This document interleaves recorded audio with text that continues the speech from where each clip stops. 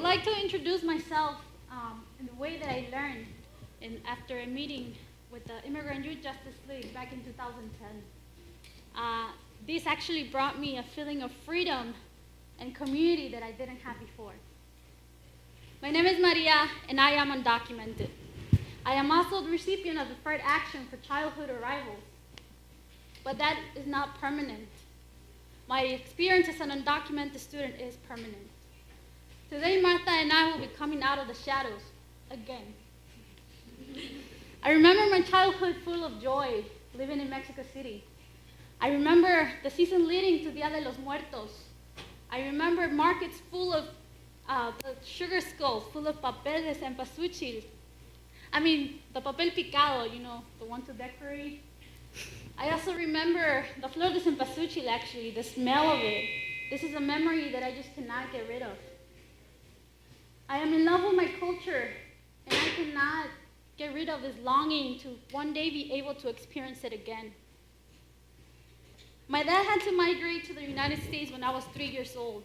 5 years after, he went back to Mexico because he wanted to be with his family. But he couldn't find any opportunities or any jobs. So my family had to make the hard decision to move to the United States. This was one of the hardest decisions they had to ever make. They did not know if they were going to be able to go back to Mexico and see their family ever again. Once in the United States, I worked hard and was given the opportunity to study in a private high school. I was very excited to be able to visit this high school, but little did I know that that day I was going to go back home close to tears. When I was in the high school, I was encountered by this school professional, this school representative, but once I told them about my status, they told me that they couldn't accept children like me in a very derogatory manner. This person's attitude, this person's way of telling me things made me realize as a child what my life was going to be as an undocumented immigrant in this country. After the attacks of 9/11, the FBI raided my house. They were looking for my father, who was working at the Sears Tower. He was working as a cook, and to them, he was a criminal. He was a potential terrorist because he was working without proper identification. His was not the only case. Many other workers' families were raided by the FBI, but there was something different in some of his families. They had U.S. citizen children. Some of these people were able to attain a legal status because of the psychological damage done to U.S. citizen children. But there was nothing, there was no compensation done or given to any undocumented children or families of these undocumented children. My name's Martha Razo, and I'm undocumented. My parents came to the United States seeking the glamorous and promising American dream. They wanted their Martita to become a professional, to go to college, for us to have better living conditions. But it was all an illusion. It was a nice landscape drawn into our minds. But the reality was a truckload full of limitations driving our way. In 2006, when the leaves of the trees started changing shades of color, the counselor started talking about college. I always knew I wanted to pursue higher education. Then she mentioned FAFSA, government financial aid for only U.S. citizens. Oh crap, I was an immigrant. In back of my head, echoed my mother's words, don't say you're illegal, in fear of being separated from our family. Yet, I raised my hand and I asked the counselor, what if I'm an immigrant? In a hostile tone,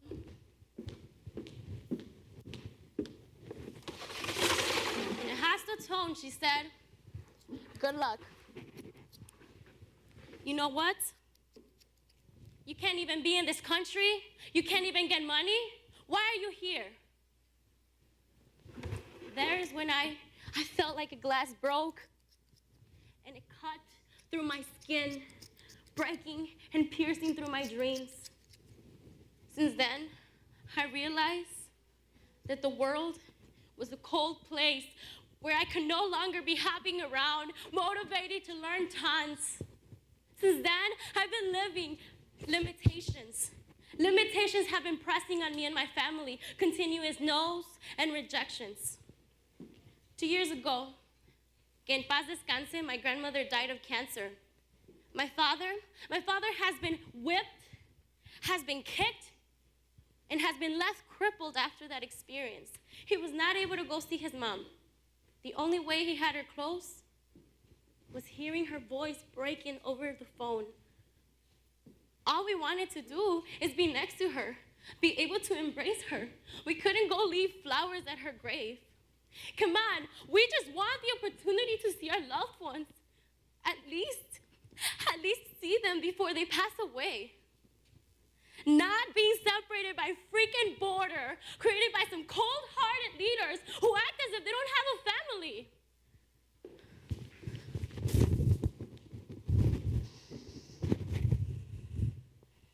But you know what?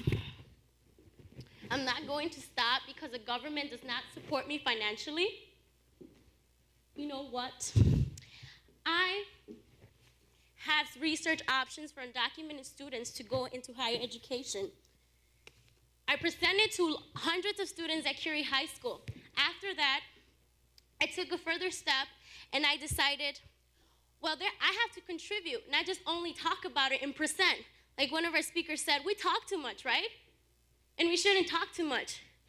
What shows more is our actions. So I decided, well, I'm gonna raise funds for undocumented students. Even if every dollar that I have to get cost me like I wouldn't get paid, that doesn't matter. It comes from my heart because I live this. So I created a scholarship fund called Students for Students. I raise money with other youth. Besides that, I keep raising awareness via theater, via activist work.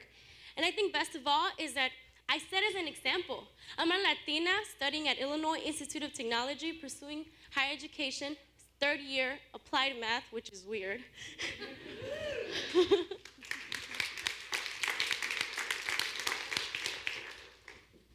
But I did not do this alone.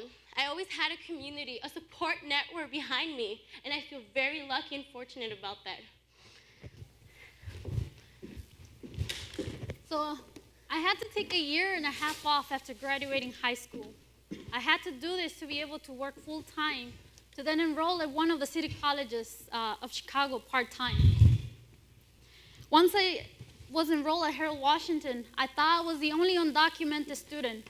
This is a very common story. But I was actually wrong. After a class, I asked my professor if I could give a presentation on the DREAM Act. Very excited. She was so excited to ask me, are you undocumented? Because if you are, there's so many opportunities for you. Meeting Marité actually changed my life.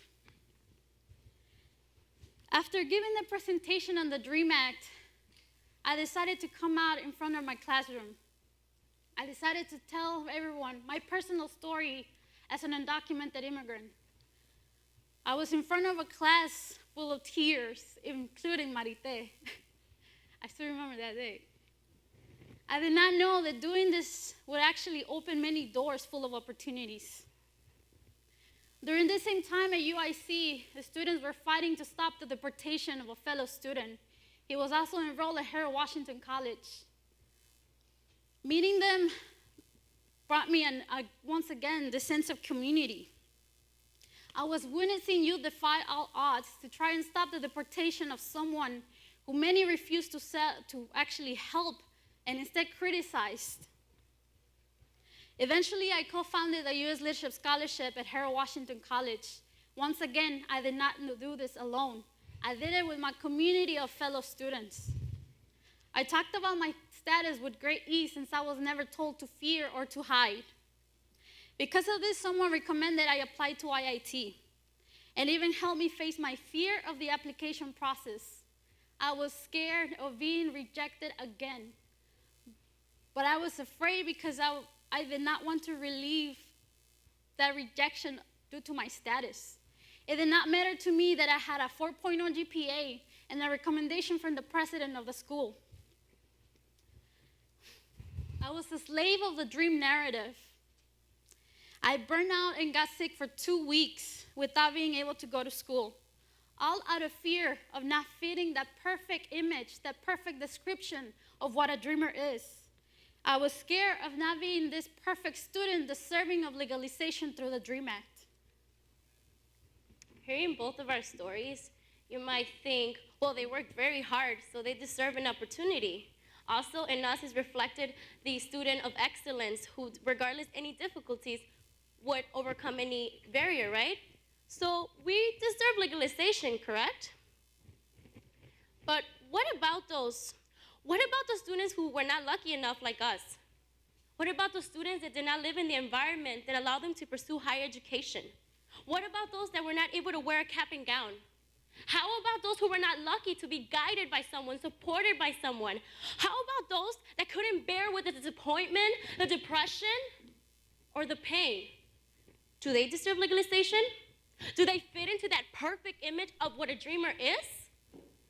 Approximately 65,000 undocumented students in the United States graduate from high school, but only 5 to 10% of them go to college. How many do you think actually complete college?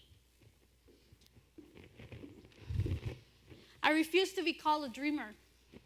I refuse to be tokenized and put on a pedestal because I was fortunate enough to meet the right people at the right time.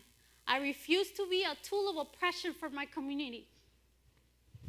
Yes, I work hard, but so have others who had to also work even harder to be able to support families because they couldn't find any other ways. But how can they go on to college when there are such limited amount of scholarships, when we cannot receive federal aid, when even these scholarships require you to be one of the top students? How many top students can there be?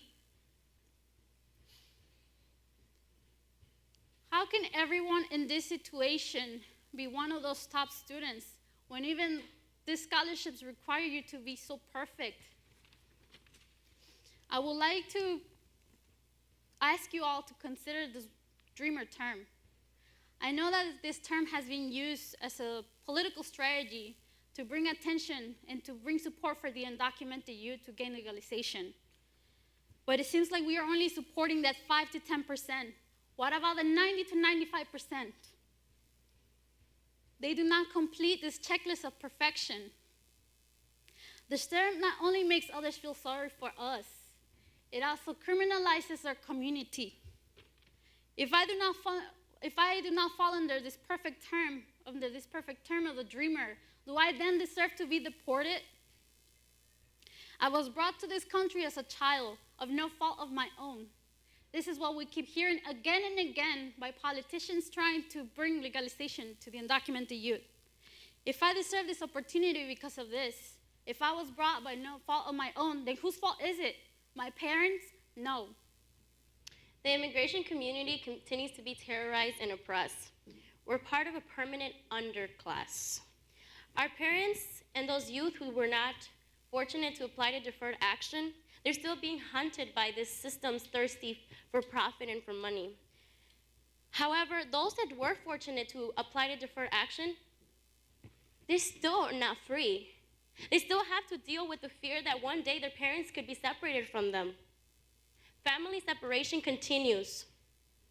Worst, children are held in cages in overcrowded places. Prisoners, immigrants are being paraded outdoor detention centers. We're treated unhumanly. We're being called illegal as a way to criminalize us. But when our community has been oppressed for so long, then we need to take action. Like as long as that we use during rally says, when our community is under attack, what do? Stand up, fight back. During Obama's campaign for re-election, big organizations were scared to pressure Obama to pass legislation to give relief to our community. But the undocumented youth decided to take action. They wanted relief. These youth organized sit-ins in Obama's offices all over the country. And on June 15, the first action was passed. Well, it was announced. The fight is not over, even though DACA was passed, because there is still this quota in detention centers to fill beds. And in reality, DACA meant relief for some, but then these quotas meant that the concentration of ICE was actually going to go to persecute our parents and the rest of our families. Under Obama, around 400,000 people have been deported, more than during Bush administration. This is why I decided to participate into civil disobediences, because my family was still at risk, because our community continues to be oppressed and persecuted. Obama has the power to give relief to our community, and he needs to do it now. Despite all of this pain and struggle, students like Martha and I have been able to have our work pay off. But we were lucky. Some others are not. It took a community for me to be able to graduate this past May. It took a community to pass DACA, and it has taken a community to stop deportations one by one. So we can't vote, but like someone said, this movement is like the human body. It requires every part to function. So if you could vote, you must vote. And if you can't, you must be involved in this movement. If we want our human rights to be respected, we have to come together as a community. We need you, and we need your support, because you matter, and all of us matter.